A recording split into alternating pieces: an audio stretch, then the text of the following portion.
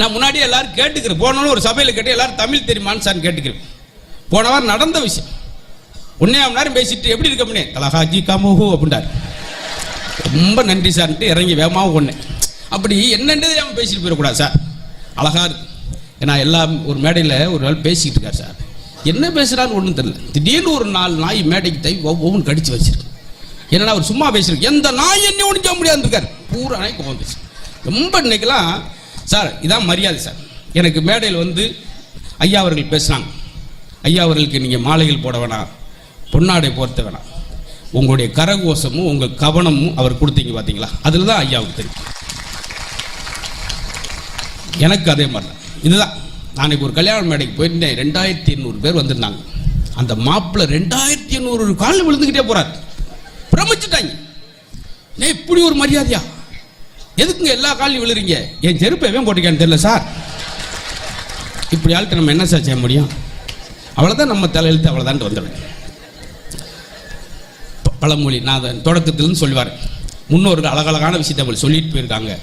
நம்ம தான் கடைபிடிக்க மறந்துட்டோம். நீங்கள் புத்தகத்தை வாசிக்கிற போது அவர்களுடன் பேசுவதற்கு சமம். நெப்போலியன் அவர்களை பற்றி படிக்கும்போது நெப்போலியன்ட்டே பேசுகிற மாதிரி. அவர் வந்து பார்த்தீங்கன்னா நேரம் இல்லாமல் குதிரை மேலே உட்காந்துட்டு குதிரை மேலே படுத்துட்டே படிப்பார். பண்டித ஜவஹர்லால் நேரு அவர்கிட்ட கேட்டாங்க, எப்படி சார் மேடையில் அழகாக பேசுகிறீங்க? அதுக்கு அவர் சொன்னார், நான் நேரத்தை திருடுகிறேன்னார். எப்படி? இல்லை உதவியாளர் வெளியே நிற்பார், நீங்கள் தூங்குங்க, காலைல உங்களுக்கு 5 மணிக்கு நீங்கள் எந்திரிக்கன்னு சொல்லுவார். நான் தூங்காமல் 2 மணி நேரம் அவருக்கே தெரியாமல் பெட்டுக்கேட்டில் புத்தகத்தை வச்சுட்டு 2 மணி நேரம் படிச்சுட்டு உதவியாளருக்கு தெரியாமலே படிப்பேன். நேரத்தை திருடுகிறேனே நல்ல விஷயத்துக்காக. பார்த்தீங்களா? அப்படிலாம் வாசித்ததுனால தான் அவங்கள பற்றி. வெறும் சிஎம் அண்ணாதுரையாக இருந்த போது அவருக்கு கிடைத்த மரியாதை விட கன்னிமரா நூலகத்தில் உள்ள அனைத்து புத்தகங்களையும் படித்து தேர்ச்சி பெற்ற பெண் அறிஞர் அண்ணாதுரையாக எப்படி மாறினார்னா அந்த கன்னிமரா நூலகத்தை பூரா அவர் பயன்படுத்தி. குழந்தைகிட்ட கேட்டு பாருங்க, குழந்தை ஆச்சரியப்படுத்துறாங்க. எப்படி இவ்வளோ அறிவாற்றல் தெரியல.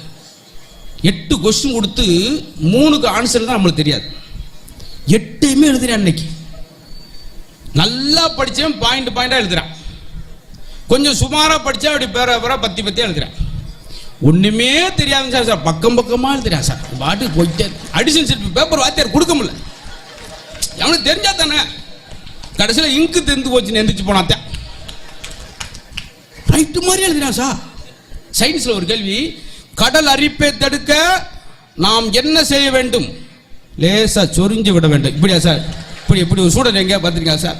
காரணம் என்னன்னா மேலோட்டமாக. எனக்கு எங்கள் சார் படிக்கும் போது 10th எங்கள் தலைமை ஆசிரியர் சொல்வார், ஆடு மாடுகளை போல படிக்க வேண்டும்வார். புரியாது நம்மளுக்கு. ஆடு மாடு எப்படின்னா வேகமாக மேய்ஞ்சிரும் நிலத்தில். வீட்டில் உட்காந்து பொறுமையாக அசை போடும். எனக்கு எப்படி எனக்கு ஏற்ற மாதிரி சொல்லி கொடுத்துருக்காரு பாருங்க. அதே போல் வெளிநாட்டில் பாருங்க, இவ்வளவு சயின்டிஸ்ட் விஞ்ஞானி எடிசன் வந்து 1200 கண்டுபிடிப்புல இந்த லைட்டு சினிமா எல்லாத்தையும். இவ்வளவு கோடீஸ்வர நாடாகவே இருக்கு. இந்தியா மட்டும் ஏன் ஏழை நாடு இருக்கு? வேடிக்கையாக சொல்லுவான். வெளிநாட்டில் ஒரு பையன் பிறந்தோன்னா, ஒரு குழந்தை பிறந்தோன்னா அப்பா சொல்லுவாராம், எனக்கு ஜனாதிபதி பிறந்துட்டான். உடனே அம்மா அப்படி சொல்லாங்க, விஞ்ஞானி பிறந்துட்டான். போட்டி ஓட்டுக்கிட்டு வளர்க்குறான். நம்ம ஊரில் ஒரு குழந்தை பிறந்தோன்னா 10 ரூபாய்க்கு ஆசை சாக்லேட் வாங்கிட்டு ஒரு எடுத்து விட்டு இந்தாங்க, எனக்கு கொல்லியோட மயம் பிறந்துட்டான். உடனே அம்மா பிச்சை எடுத்து கூட எனக்கு 5 ஊற்றிடுவான். ஒருத்தன் கொல்லியே போறேன், ஒருத்தன் பிச்சை எடுத்து விட்டு கடைசி இப்படியா எனர்ஜியா? இப்படியா எனர்ஜி பேசுறது? ஒரு குழந்தைய எனர்ஜியா ஏன் சார் நெகட்டிவ் புறம் பாசிட்டிவாக மாற்றுங்கன்றான். எப்படி? தொப்பை இருக்குன்னு வருத்தப்படாங்க. செல்ஃபி எடுக்கும்போது வகுறு உள்ள இழுப்போம். இன் பண்ணும்போது கொஞ்சம் யோசிப்போம். சில நேரம் கல்யாணத்துக்கு போட்டோ அனுப்புவோம், ஆப்ஷன்ஸ் அனுப்புவாங்க. தொப்பை இருக்குன்னு வருத்தப்படாங்க, பெருமைப்படுங்க. ஏன் தெரியுமா? குப்பரக்க விழுந்தீங்கன்னா மூக்கில் இடிக்காது. 1/2 அடி கேப்பு கிடக்கும் தரைக்கு மூக்குக்கு. ரிலாக்ஸ். இதெல்லாம் என்னைக்கு சார் நினைச்சிருக்கோம்? பல்லூரா விழுந்துருச்சேன்னு வருத்தப்படாங்க. யாரும் அவங்களை திட்ட முடியுமா? அடிச்சு பல்லுலாம் கழட்டி போய் எப்படா கழட்டு? அதே விழுந்துருச்சு. இப்படிதான் சார், வேற வழி இல்லை சார். கொரோனா வந்துருச்சுன்னு அப்படி பதறணுமே, அது எத்தனை பேர் சந்தோஷமா ஏற்றுக்கிட்டோம்? கணவன் மனைவி பேசுறதுக்கு இறைவன் கொடுத்த பரிசு. 2 வருஷம் உட்காந்து நம்ம சமைக்கிறோம். இப்படி அம்மா சார் சமையல் இவ்வளோ கஷ்டம் இருக்காம்மா. 5 மணிக்கு எந்திரிச்சு போய் நைட்டு 11 மணிக்கு வீட்டுக்கு வர்றோமே, பசங்க என்ன படிக்கிறாங்க, எப்படி டிராயிங் பண்ணுறான், அப்பாட்ட காமிக்கணும் ஆசையாக இருந்திருப்பான். தூங்கின பின்னாடி தான் வந்திருப்பான். காலையில் கிளம்பியிருப்பார். எவ்வளோ 2 வருஷம் அது அப்படி நினைக்கிறேன் சார். குளிக்கவே முடியாத கங்கை ஆத்த அள்ளி குடிக்கிற மாதிரி தண்ணி சுத்தமாச்சு. எங்க மதுரைலாம் கொரோனாப்போ ஒரு டெட் பாடியை பஸ்ஸில் படுக்க வச்சு மூக்கில் பஞ்சை வச்சு கொண்டு போனாங்க. கட்ரேட்டு என்னங்க ஒரு டெட் பாடி போய் ஆம்புலன்ஸில் கொண்டு போகாம, அதுக்கு டெட் பாடி வந்துருச்சு பதில் சொல்லிச்சு. நான் தான் சார் மாஸ்க் வாங்க காசு இல்லாமல் பஞ்சை வச்சுட்டு வந்தேன். இறங்கடா கிறுக்கு போல இறங்கடா அப்படின்னு. இப்போ இந்த நகைச்சுவை கொரோனாவில் கிடச்சிச்சு பார்த்தீங்களா? இதுதான் அது இருக்கிற பொருள் நம்ம சந்தோஷமாக ஏற்றுக்கிறோம் சார், வேறு வழியே இல்லை.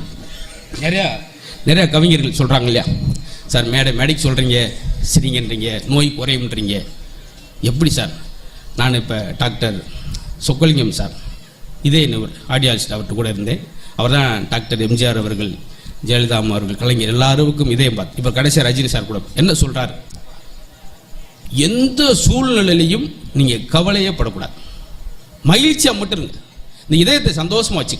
இந்த வாட்ச் 24 hours ஓடுதே, கொஞ்ச நேரம் 2 என்ன ஆகும், அது மாதிரி தான் ஆள் முழு அதுக்கு தொந்தரவே கொடுக்காங்க. சிரித்து மகிழ்ச்சியாக இருப்பதுதான் நீங்கள் 95 வயசு தொடுவதற்கு ஒரே ஒரு காரணம்னு சொல்லி என்கிட்ட சொன்னார். அபுதாபியில் போன மாதம் இருந்த என்ன அதுக்கு என்ன ஒரு உதாரணம்னு சொல்கிறேன். கல்யாண மண்டபத்தை வெளியே வர்றான், தன்னுடைய 2000 ரூபாய் செருப்பை காணா, திட்டுறான். கல்யாணம் விட களவனுப்பி விடா சார், செருப்பை கூட களவன்ட்டு போகிறாங்க. திட்ட செருப்பை எடுத்துகிட்டு போடணும், பாதிப்பு இல்லை. இவளுக்கு தான் டபக்குன்னு துடிக்குது, இதயத்துக்கு பாதிப்பு, கோவப்பட. அதே கல்யாண மண்டபத்தில் ஒருத்தர் வெளியே வர 2000 ரூபாய் செருப்பை காணா, கதறலை பதறலை திட்டலை, ஒத்த வார்த்தை ரத்தின சுருக்கமாக எழுதிக்குங்க, இதான் உங்களுக்கு 95 வயசு. வெளியே வந்து என்ன சொன்னா தெரியுமா, செருப்பை காணா பதறாமல் ஒரு வார்த்தை சொன்னான் கல்யாண மண்டபத்தில், உள்ளே ஒரு ஜோடி இணைந்தது, வெளியே ஒரு ஜோடி பிரிந்தது, நன்றி வணக்கம். சேரோட்டை பிடிச்சா 7 minutesல வீட்டில் இறங்கிட்டான். இவனுக்கு நோயே வராசா? ஐயோ போச்சேன்னா என்ன செய்ய போகுது? அன்னைக்கு நான் ஒரு கல்யாண மண்டபம் வெளியே வந்து செருப்பு போடுறேன், ஹலோ அது நான் பார்த்து வச்சிருக்கேன் அப்படின்னா, ஏன் செருப்பு அப்படியா, அப்போ போட்டு போங்க அப்படி. இப்படியே ஒரு கோஷ்டி வந்து உட்காந்துருக்கா சார். அன்னைக்கு பொண்ணு மாப்பிள்ள தூரமாக இருந்தாங்க, எனக்கு தெரியல. பக்கத்தில் கூப்பிட்டு எப்படின்னே ஜோடி போத்தேன், 2 வலது கால போச்சுனே அப்படின்னா, அவன் அடிச்சுட்டு வந்து சொல்கிறான். சார் செருப்பே நம்மளுக்கு ஒன்று கற்றுத்தரு சார், பார்த்தீங்களா? தேய நம்மளுக்கு அவனுக்கு பாதுகாப்பாக கொடுத்தா கூட நம்ம வீட்டு வாசல்லே நம்மளுக்கு கழட்டி விட்டு போயிடும். நிரம்ப இந்த சந்தோஷத்தை நான் பார்க்க முடியாது. ஏன்னா 240 கிலோமீட்டர் வரும்போது ஒரு சந்தேகத்தோடு வந்தேன், என்ன ஆக போகுது எப்படி ஆக போகுதுன்னு. ஆனால் பரவாயில்ல, உட்கார்ந்துருக்க கூட்டத்தை விட நிற்கிற கூட்டம் தான் அதிகமாக இருக்குது. நான் நிறையா மேடைகள் போனால் கூட மித்த கோயில் மேடைகள், எங்கள் டிவி நகைச்சுவை நிகழ்ச்சி நாங்கள் வாட்டு பேசுகிறோம். ஆனால் இங்கே அப்படி கிடையாது. நிரம்ப கல்வி சார்ந்த விழா, கல்வி மேடை. இன்றைக்கி குழந்தையோட அறிவாற்றல் என்னென்னா, சின்ன விஷயத்தை கூட ஊதி பெருசாக நம்மளாம் 1 மார்க் கேள்விக்கு 1 வரி ஆன்சர் எழுதுனா போதும். இன்றைக்கி உடைய குழந்தையோட ஆற்றல் என்னென்னா, இந்த கைபேசி வந்த பின்னாடி, கைபேசி நல்லதுக்காக நான் சொல்லலை. ஏன்னா ஒரு 80 வருஷம் கழிச்சு ஒரு ஆலமரம் அரச மரம் விழுந்துடும். எதனால் அந்த கரையான் அரிச்சிருச்சு, செல் அரிச்சிருச்சு, அதனால் தூறு அடிப்பது எத்திரிச்சு விழுந்துருச்சு.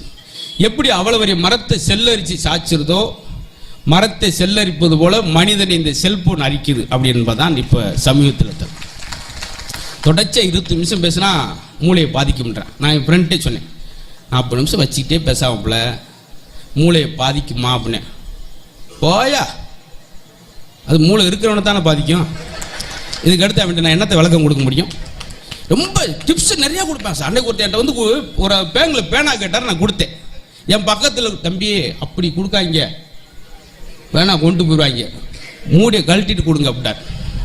அவர் பேச்சை கடைபிடிச்சேன். இன்னைக்கு வீட்டில் 460 மூடி மட்டும் இருக்கு, பேனா மட்டும் கொண்டு போயிடுறாங்க. சிலர் ரீப்பில் மட்டும்லாம் ஊதி எழுதுறவளா இருக்கான். அதனால நம்ம ஊரில் எதுவுமே நம்ம செய்ய முடியாது சார்.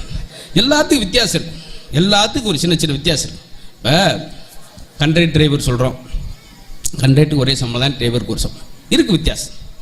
தனித்தனியாக ஒரு ஆளுக்கா டிக்கெட் கொடுத்தா கண்ட்ரக்டர், டப்புன்னு ஒரு மரத்தில் மோதி எல்லாருக்கும் டிக்கெட் கொடுத்தாருன்னா அவர்கிட்ட, பட் ரிட்டன் டிக்கெட் வர முடியாது. நிறைய குட்டியான விஷயம் நம்மளா சார். ஏழை நீங்கள் நல்லா ஆராய்ந்து பார்த்தா நூலளவு வித்தியாசம் தான். ஏழை பணக்காரன், ஒரு அறிஞர் சொல்றாரு, உலகத்தில் பணக்காரனே இல்லை அப்படின்றார். ஏன்? எவன் திருப்தி அடைகிறானோ அவன் தான் பணக்காரன், இந்த உலகில் எவனுமே திருப்தி அடைவதில்லை இருக்கு. ஏழை பணக்காரன் நல்லா பார்த்தீங்கன்னா நூலளவு வித்தியாசம். ஒருத்தர் நாயா அலைஞ்சான்னா ஏழை, ஒரு நாயோடையே அலைஞ்சான்னா பணக்காரன். இவ்வளவுதான், காலம் மாறி போச்சு பார்த்தீங்களா? ஒரு கிராமத்துக்குள்ள நாங்களாம் சின்ன பிள்ளையா இருக்கும்போது எங்கள் கிராமத்தில் கார் வந்தால் எங்களுக்கு ஆச்சரியம், ஓடுவோம் பின்னாடியே, கார் பின்னாடியே. அன்னைக்கு கிராமத்துக்குள்ள வந்து நாங்களாம் ஓடுவோம். இன்னைக்கு காருக்குள்ள ஒரு நாயை வச்சு அவன் ஊரை பூரா சுற்றுறான். நிரம்ப மாறிக்கிச்சு சார் இந்த மேடை. பார்த்தீங்களா, இப்படி இருக்கு. நான் அப்போ தான் பேசுகிறாளுக்கு என்னுடைய முதல் மேடைக்கு இந்த மேடைக்கு நிறைய வித்தியாசம். முதல் ஒரு 18 வருஷத்துக்கு முன்னாடி ஒரு கிராமத்தில் பேச போகிற மண்தரையில் உட்காந்துருக்காங்க தேனி பக்கத்தில் 4000 பேர். அந்த ஊர் தலைவரை மைக்க கொடுத்து எங்கள் ஊரில் 5-6 வருஷம் மழை இல்லை தம்பி நல்லா புள்ள பேசியிருக்க இன்னைக்கு பிரித்து எடுத்துருன்னு சொல்லி மேடை சாமியை கும்பிட்டு மாங்குட்டு 1 மணி நேரம் ஒரே விழுந்து சிரிச்சு மண்ணை கவி புளிதில் உண்டுக்கிட்டு இருந்தாங்க. திடீர்னு கூட்டத்தில் ஒரு பாட்டி எந்திரிச்சு போய் 4 பிள்ளைகள் சப்பு சப்புன்னு வாய மூடுங்க தம்பி பாவம் வெளியே வந்து பேசி வைக்கலாம சிரிச்சுக்கிட்டு உட்காந்துருக்கீங்க. என்ன அவரை அவமானப்படுத்திக்கிட்டு இருக்கீங்க? இப்படியா வெளியூர் பேரை கூட்டம் வந்து அசியப்படுத்திக்கிட்டு இருக்கீங்க? அப்படி ஒரு விளக்கமாக எடுத்து சுற்றி வந்து கூட்டத்தை நீ வாட்டு பேசுப்பா எவ்வளவு சரிக்காம நான் பார்த்துக்கிறேன் அப்படிச்சு போய் மொந்து விழுந்தேன். கிளவி தாயை பொழப்ப கடுத்து விட்டு போயிடாத, நான் வந்தது அதுக்கு தான், நீ சிரிப்பு காட்டுற பப்பு நாடா பண்ணிச்சு. எப்படி பேர் வாங்கிட்டு வந்திருக்கீங்க பாருங்க முதல் மேடையில். அது மாதிரிலாம் இருக்கிறப்ப இது வேணும் சார். பிறந்தோடனே தாய் அள வைக்கிறோம், இறந்தப்ப நம்ம சொந்தங்களை அள வைக்கிறோம். இருக்கும்போதாவது மற்ற மகிழ்விப்புன்ற நோக்கத்தில் தான் 3வது புத்தக திருவிழா. இப்படி இந்த இடத்துக்கு இவ்வளோ பேர் வருவாங்கன்னு ஆச்சு. நான் நிறைய புத்தக திருவிழாவில் பேசியிருக்கிறேன். நாகப்பட்டினம், விருதுநகர், அடுத்த வாரம் கூட காஞ்சிபுரம், பெரம்பலூரில் பேசினா கூட நிரம்ப அரங்கம் முழுதும் நம்பியிருக்கிற அறிவு சார்ந்த சபை அப்படின்றது ரொம்ப கூடுதல் சந்தோஷம், பெரிய மகிழ்ச்சி, பாராட்டுக்கள். சைக்காலஜியில் என்ன சொல்கிறாங்க, உளவியல் அப்படின்னா ஒருத்தர் உங்களுக்கு கை கொடுக்கும் போதே கண்டுபிடிச்சலாமா சார் அவன் உங்கள் மேலே எவ்வளோ அன்பு இருக்கான். அழுத்தி கையை பிடிச்சிட்டு ரொம்ப நேரம் வச்சுட்டு இருக்கான் பார், அவன் உங்கள் மேலே பெரிய அன்பு உள்ளவன் அர்த்தம். வீட்டுக்கு வர விருந்தாடி வச்சு கண்டுபிடிச்சலாம். விருந்தாடி வந்த உடனே எந்திரிச்சு வாசல் வரைக்கும் வந்து பார்த்து போயிட்டு வரணும், அருமையான அன்பு. பஸ் ஸ்டாண்டு வரைக்கும் வந்து பஸ் ஏற்றிட்டு பார்த்து போயிட்டு வாங்க, தீவிர அன்பு. இன்னைக்கு அதே மாதிரி நடந்துச்சு. ஒருத்தர் வாசல் வரைக்கும் வந்து பார்த்து போயிட்டு வா மாப்பிள்ள அப்படின்னா அவளை அன்பாடாண்டேன், செருப்பை போட்டு போயிடுவா மாப்பிள்ள. அன்னைக்கு இப்படி தான் விகேசியை போட்டு போயிட்டான் 450 ரூபா. அதுக்கு நம்ம எல்லாத்தையும் இன்னும் சில பஸ் ஸ்டாண்ட் வரைக்கும் பார்த்து போயிட்டு வந்தோம். அவ்வளோ தீவிர அன்பாயா? பஸ்ஸு கிடைக்கல திரும்பி வந்துட்டான், 4 நாள் வேஸ்ட் ஆயிடுமா. எல்லாத்துக்கும் வேற ஒரு அர்த்தம் மாற்றி யோசிக்கிறாங்க. பார்த்தீங்களா சார், இருவர் சண்டையிட்டால் முரட்டு அன்பு என்று சொல்லுங்கள், கவிப்பர் சொல்றார். அவரே தான் ஏன் இந்த காலகட்டத்துக்கு ஒரு புன்னகை அவசியம். வெளியேந்து பார்க்கலாம், ஏதாவது வர்றாராமுங்க பேசுகிறாராம் சிரிக்கிறாங்களாம் அப்படின்ட்டு அதை உதாசீனப்படுத்துறவருக்கு ஆயுள் காலம் குறைவு சார். ரசிக்கன்றோம் பார்த்தீங்களா. ஒருத்தர் ஐஸ்வாலில் சீரியஸாக இருக்கான்னு என்ன அர்த்தம்? அவன் வாழ்நாள் முழு சீரியஸாக இருக்கான்னு அர்த்தம். எதுக்குமே எப்படியே ரப்பா. ஒரு இடத்துல நாங்கள் பேச போயிருக்கேன், ஒரு 16 பேர் கோட் சூட் போட்டு வர்றப்பா உட்காந்தாங்க. 66 ஜோக்கு, குயிலு மயினு புலி ஜோக்கு எல்லாம் பிரித்து எடுத்துக்கிட்டு இருக்கேன். அசைவில் அவர். அப்புறம் கேட்டுட்டேன், கொஞ்சம் கைதட்டலாம்ல சார் அப்படின்னேன். அவர் கையை தூக்கி 2 விரல் மட்டும் வச்சு பிண்டார்.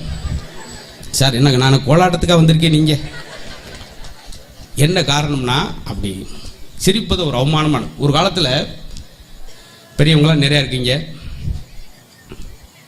அன்னைக்கெல்லாம் போர் போட்டால் தண்ணி, இன்னைக்கு போன் போட்டால் தண்ணி. ரொம்ப நன்றி,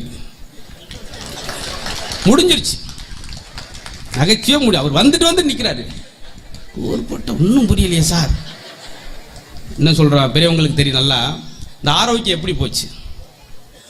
நம்முடைய நம்மாழ்வார் அவர்கள் இயற்கை விஞ்ஞானி என்ன சொல்றார் தெரியுமா? உலகம் அதிசயம் எது என்று சொல்றார். என்ன சொல்றார் நம்மாழ்வார்கள்? இந்த பூமியில் ஒரு பேப்பரை போட்டால் அது மக்கி போகுது, துணியை போட்டால் அது மக்கி போயிடுது, ஆனால் ஒரு விதையை போட்டால் மட்டும் அது மரமாகிறது. இதுதான் உலகம் அதிசயம். அதனால் நம்மளால் பாருங்களேன், அந்த அந்த நிலத்துக்கு சொல்ல நெல்ல இருக்கும்போது அடிப்பகுதி காட்டுக்கு, நடுப்பகுதி மாட்டுக்கு, மேல் பகுதி வீட்டுக்கு. அவர் தான் சொல்றார். இது எதுக்கு இப்போ சொன்னேன் நீங்கள் கேட்காங்க. நான் எப்போ எதை சொல்லுன்னு எனக்கே தெரியாது. ஏன்னா என்னுடைய மூணு இங்கிட்டு போய் ஏதாவது ஏன்னா பேப்பர் வச்சிருக்கு, நான் பாட்டுக்கு பேசுறேன், அர்த்தம் கிடையாது. அர்த்தத்தோட சொல்ல அவரை நம்ம மதிச்சோமா இல்லை? அதுக்கு அடுத்து நெல் சேராமன்னு சொல்லி 2000 வகை நெற்களை கண்டுபிடிச்சார். ஆனால் இளைஞர்கள் அதெல்லாம் ஆர்வம் காட்டலன்றக்கா சொல்கிறேன். நானும் வெளிநாடு போய் சொன்னேன், 103 நாடுகள் போயிருக்கேன்னு. ஆனால் நாங்கள் ஒன்று வாட்ச் பண்ணி விமானத்தில் ஏறணுன்னு பார்ப்பேன், நம்மால் என்ன செய்யணும், கருக்கு கருக்கு கருக்குன்னு சிப்ஸ் பாயிட்டு உடைக்கிறது, மறுக்குன்னு மாடு தவிடு உண்ட மாதிரி 1 கிலோ முறுக்க திங்கிறது. அதே நேரத்தில் நான் ஒன்று தயவுசெய்து சொல்கிறேன், ரெகுலராக நான் பார்த்து சொல்கிறேன். வெளிநாட்டு விமான பயணத்தில் உட்கார்ந்த உடனே அப்படி மேலே உள்ள அந்த லைட்டை ஆன் பண்ணிவிட்டு புத்தகத்தை எடுத்து, பெரிய புத்தகத்தை எடுத்து படிக்க ஆரம்பிப்பார். 3 மணி நேரம் அசையாமல் சொல்கிறோம். விஞ்ஞானம் வளர்ந்த நாடு அப்படிலாம் சொல்கிறோம். இதுதான் சார் விஷயம், குட்டி விஷயம். வாசிக்கிற திறன் நம்மகிட்ட ஆர்வம் இல்லை. அது கொஞ்சம் கொஞ்சம் வாசிக்கிற விஷயம் இருந்துச்சு. அது இந்த கைபேசி வந்து அதையும் தொலைச்சு. 1 மணிக்கெல்லாம் எனக்கு பொண்ணு வரும் சார். மிட் நைட்டில் நல்லா தூங்கிட்டு இருக்கேன், அரை தூக்கத்தில் எடுத்து ஹலோ ஹலோ அப்படின்னு எதிர்த்தாப்புல கேட்குதா, ஹலோ கேட்குதா அப்படின்னா கேட்குது அப்படின்னு அப்போ வச்சிரு. நான் என்னத்தை சார் செய்ய முடியும்? கேட்குன்னு அடுத்து என்னன்னு சொன்னா தானே சார் ஒரு மனுஷன் தெரியும். காலையில் ஆன் பண்ணுறேன், மறுபடியும் ஒருத்தன், நீங்கள் மதுரை முத்து தானே? ஆமாம் சார். நீங்கள் திருமங்கலம் அரசு வெட்டி தானே? ஆமாம் ஆமாம், இப்போ கரெக்டாக பேசுகிறேன். ரைட்டு. அப்பா அவர் ராமசாமி தானே? ஆமாம். அம்மா அவர் முத்துலாய் தானே? ஆமாம். Sorry sir, wrong number. என் ஜாதகத்தை சிம்மராசி வரைக்கும் சொல்லிட்டு ராங் நம்பர்ட்டு போகிறேன் சார். இதெல்லாம் கொஞ்சம் காலத்துக்கு முன்னாடி சார். சார் சார் ஒரு மனிதனுக்கு 95 வயசு வேணும்னா ஒரே விஷயம் தான், இந்த இடத்துல கண்டுபிடிச்சிடலாம். யாரெல்லாம் இந்த பேசிக் மாடல் போன் வச்சிருக்கீங்க, பட்டன் போன் 1100 கை தூக்குங்க. இந்த இப்படி இருந்தால் என்ன செய்ய? அந்த அம்மா கைது, ஒரே ஒரு அம்மா பாவம். ஏன் தெரியுமா? அதில் எந்த எஸ்எம்எஸ் வராது, வீடியோ கால் வராது, வாட்ஸ்அப்பில் தகவல் வராது, ஏதாவது நெகட்டிவான வார்த்தைகள் வராது. நிம்மதியாக 8-10 மணி நேரம் தூங்குவேன் சார். பேசிக் மாடல் போன் வச்சிருக்கேன், 10 மணி நேரம் தூங்குவேன், உடல் ஆரோக்கியமாக இருக்கும். இதில் மாதிரி எனக்குலாம் இந்த வருஷ தொடக்கத்தில் ஒருத்தர் அனுப்பியிருக்கேன் மெசேஜ். கிரைண்டரில் அரிசியை போட்டா மாவு, வாயில் அரிசி போட்டா சாவு, வாழ்த்துக்கள் புத்தாண்டு. பாச்சா வருஷத்தில் முதல் மெசேஜை படித்து என் நிலைமை எப்படி இருக்கும்? வருஷம் நெகட்டிவாக அப்படி ஆரம்பிச்சா எப்படி சார்? அதனால தான் அந்த தொந்தரவே இல்லாமல் இருக்கும். அதுவும் தாய்க்குழுங்க உங்களை ரொம்ப பாராட்டு. நீங்கள் எது சமைச்சாலும் உடனே சமைக்கிறது தட்டில் ஓடுறதுல வாட்ஸ்அப்பில் வைக்கிறதுக்கு. அது என்னன்னு தெரியல, பெண்கள் உங்களை தான் கேட்கணும். நீங்கள் சமைச்சு வாட்ஸ்அப்பில் வச்சா லைக்காக வருது, ஆனால் வாயில் வச்சா வாந்தியாக வருதுன்றது எனக்கு ஒரு இன்ன வரைக்கும் ஒரு குழப்பம். அது என்னன்றது கண்டுபிடிக்க முடியும். ஏன்னா ஒரு சாப்பாடு எப்படி இருக்கணுமா, சாப்பிட்டா அப்படி நெஞ்சு மேலேயே நிற்கணும். அன்னைக்கு ஒரு சாப்பிட்டு நெஞ்சே நின்றுச்சு டக்குன்னு அப்படின்னா அவ்வளோதான் சொல்கிறேன். இது மாதிரி சார் இந்த கைபேசி வந்தப்ப நம்ம இழந்த விஷயங்களை சொல்கிறேன். அந்த பேசிக் மாடல் யாரையும் தவறான புகைப்படம் எடுக்கல சார், யாரையும் வந்து மாப்பிங் பண்ணலை. எவ்வளோ ஆரோக்கியமாக சார். நம்ம தமிழச்சி தென்னந்தோப்பில் குளிக்கும்போது, பம்பு செட்டில் குளிக்கும்போது பாதுகாப்பாக குளித்தாங்க. இன்னைக்கு பாத்ரூமில் குளிக்கும்போது கூட 4 கேமரா வந்து நவீனம்ன்ற பேரில் நாகரிகத்தை இழந்துக்கிட்டு இருக்கன்றது தான் இன்றைய இளைய தலைமுறை கைபேசியிலே காணாமட்டு போயிடறாங்களே. சுவிட்ச் ஆஃப் ஆனால் தான் வந்து கொடுக்குறேன். நான் வீட்டில் இறங்குறேன், எங்கள் பாப்பா ஐயா டாடி வந்துட்டாருன்னுச்சு, அவ்வளோ பாசமாக ஃபோன் கொடுங்க அப்படின்னு வாங்கிட்டு ஓடிச்சு. இவ்வளோதான் சுருக்கம். ஆனால் இன்னைக்கெல்லாம் குழந்தைகளுக்கு செல்லம் கொடுக்குற அப்பாவை விட செல்போன் கொடுக்குற அப்பாவை தான் ரொம்ப பிடிக்குது. என் பையன் வந்து 2 புக்கை வந்து என்கிட்ட இப்படி காமிச்சான். நீங்கள் தான் டாடி இது அப்படி. என்னடா நீங்கள் தான் ஒரு 2 புக்கு அப்படின்னு 2 புக்கா சின்ன சின்ன வயசில் நல்ல விஷயத்தை பூரா மாற்றிட்டா சார். ஆச்சரியப்படி நான் ப்ராப்பர்ட்டி கம்பெனி பண்ணுறேன்னா அவனும் அதே மாதிரி என்கிட்ட செய்தாருக்கு செய்தவனேன்றது அன்னைக்கு தான் நான் கேள்விப்பட்டேன். பார்த்தீங்களா? ஆனாலும் அறிவு சார்ந்த குழந்தைகள் எந்த தலைமுறைட்டு இல்லாத சிறப்பு இன்றைய தலைமுறைட்டு இருக்கு. நான் ஆரம்பத்தில் ஒரு சொன்னேன், அழகா எழுதுறான் பரீட்சையில், அங்கே போய் தான் கேட்குறேன் இன்னைக்கு கெமிஸ்ட்ரியா, நான் பிசிக்ஸ் நினச்சி வந்தேன் 85 மார்க் எடுத்துறேன். ஒரு கேள்வி பாருங்க, கற்பனை திறனுக்கு உதாரணத்துக்கு சொல்கிறேன். ஒரு சின்ன கொஸ்டின் 1 வேர்டில் கேட்டிருக்கான். கஸ்தூரிபாய் குறிப்பு காந்தி மனைன்னு போட்டால் 1 மார்க் கிடைச்சிடும். அவனுக்கு தெரியலை, ஆனால் பயப்படவே இல்லை, பிரிச்சுட்டான். கஸ்தூரிபாய் குறிப்பு குறிச்சிருவோம். இது ரொம்ப அகலமான பாய். பாய் இந்த பாய் எடுத்துட்டு போய் மெத்தில் விரிச்சு எல்லோரும் உட்காந்து சாப்பிடலாம், நடு வீட்டில் விரிச்சு எல்லோரும் தூங்கலாம். மிரண்டிருக்கார், என்னது தூங்குறீங்களா? அடுத்த வகுத்தை திருப்பி அங்கிட்டு ஆரம்பிக்கிறான். கஸ்தூரிபாயின் வகைகள், ஒலப்பாய், தார்பாய், நார்பாய், ஆபீஸ் பாய், ஸ்கூல் பாய். மிரண்டிருக்கார். ஐயோ படுவாவி கொண்டுட்டானே நம்மளை இன்னைக்கு. இவன் கடைசியில் என்னதான் சொல்ல வரான்னு பார்த்து அதிர்ச்சி ஆயிட்டார். கடைசி பாய் கஸ்தூரிபாய் வாஜ்பாய் விட பெரியது. டோட்டலா பார்த்தா அவனுக்கு எந்த பாயுமே தெரியல சார். கெச்சம் கடிச்சிட்டாரு வாத்தியார். சார் நான் வேலையை ரிசைன் பண்ணிட்டு பேசாமல் மாட்டுத்தான் பேசாமல் முறுக்க அவரை பார்த்து பொழைச்சிக்கிறேன். இது பெரிய கஷ்டமா இருக்கும் போல சார். 1 வேர்டுக்கே அவர் எழுதியிருக்கேன், இப்படி 10 மார்க்லாம் நம்மள ஆளை காலி பண்ணிடுவாங்க போல சார். என்ன எழுதியிருக்கான்? கஸ்தூரிபாய்க்கு 13 எழுதியிருக்கான் சார் 1 வேர்டுக்கு. போனை கட் பண்ணியா உனக்காது 13 எழுதிருக்கான். எனக்கு ஒரே வெள்ளை என்னை பித்து பிடிக்க வச்சிருக்கான். என்ன சார்? கஸ்தூரி பாயல்ல கேள்வி ஓட்டிருக்கான். நான் இப்போ யார்கிட்ட போய் கேட்குறேன்னு தெரியாமல் மதிய சாப்பாடு சாப்பிடாம உட்காந்துருக்கையா, மந்தையில் உட்காந்துருக்கேன். என் நிலைமை யோசிச்சுப்பார். எல்லாருக்கும் பிரச்சனை இருக்கும், உங்கள் வேலையை பாரு அப்படிங்க. அவர் டென்ஷன். இப்படி தான் சார் இக்கரைக்கு அக்கறை பச்சை. அப்படி போயிட வேண்டியது என்ன செய்ய? இதுதான், இது ஒரு ஆற்றல் சார், பாராட்டல் சார். மாணவர்கள் பெண்ட்ரைவ் மாதிரி இருக்கக்கூடாதுன்றாங்க. அப்படி காப்பி பண்ணி பேஸ்ட் பண்ணுற மாதிரி சுயம்பாக இது ஒரு இது தெரியலாமல் சாய்ஸ் இல்லாமல் எழுதி. இவன் தான் பெரிய கவிஞராக இயக்குநராக வரக்கூடியவன். நாங்கள் படிக்கும்போது தமிழ் மீடியம் ரெகுலராக ஒரு கொஸ்டின் இருக்கும். செய்வினை என்றால் என்ன? செயற்பாட்டு. செய்வினைக்கு எழுதிருந்தான், வாத்தியார் படுத்துட்டார்ப்பா வாய்ஸ் வாங்க படித்து பார்த்துருக்கேன், எழுதியிருக்கேன். செய்வினை என்பது நம்மளுடைய பரம்பரை எதிரிகளுக்கோ அல்லது ஜென்ம விரோதிகளுக்கோ கைகால்கள் வழங்காம போய் அவர்கள் துடிதுடித்து சாக வேண்டும் என்று நாம் கோடாங்கியும் சோசியரும் கூட்டு வந்து நடிச்சாம 1 மணிக்கு சுடுகாட்டில் உட்கார்ந்து எலுமிச்சம்பழம் கோழி முட்டையில் வைத்து நாம் செய்வதான் செய்வினை. உதாரணத்திற்கு எங்கள் பெரிய பையங்கள் செய்துள்ளார், அதில் உதாரணம் எழுதியிருக்கேன். ஏன்னா அதுக்கு ஒரு மார்க் இருக்கு. சேப்பாட்டு வினை என்பது அவ்வாறு வைத்து செய்வினை. அம்மா இன்னொரு கோடாங்கி கூட்டு வந்து எடுத்து விடு சேப்பாட்டு வினை ஒட்டியிருக்கார் வாத்தியார். இந்த பள்ளிக்கூடமே எனக்கு வேணாம் சார். அதனால எல்லாருக்கும் அப்ப இது ஒரு அறிவு சார்.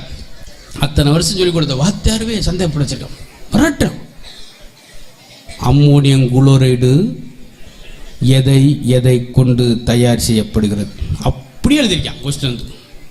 அம்மோனியம் குளோரைடு எதை எதை கொண்டு தயார் செய்யப்பட வேண்டுமோ அது அதை அதை கொண்டுதான் தயார் செய்யப்படுகிறது. வேறு எதை கொண்டும் இது தயார் செய்யவே முடியாது. இது ஆட்ட என்ன கேட்பீங்க? நம்ம தலையில் தவளைதான்ட்டு போக வேண்டியதான். இந்த கல்யாண மண்டபத்தில் பேசிட்டு ஒரு பையன் ஓடி ஆடி வந்தவே என் காலை சொஞ்சிக்கிட்டே இருந்தான். என்னடா அப்படின்னே, நீங்கள் எங்கள் அப்பா மாதிரியே பேசுகிறீங்க அங்கிள். உங்கள் அப்பா அவ்வளோ ஜோக்காக பேசுவாரா? உங்களை மாதிரி தான் உளறிக்கிட்டே இருப்பார்.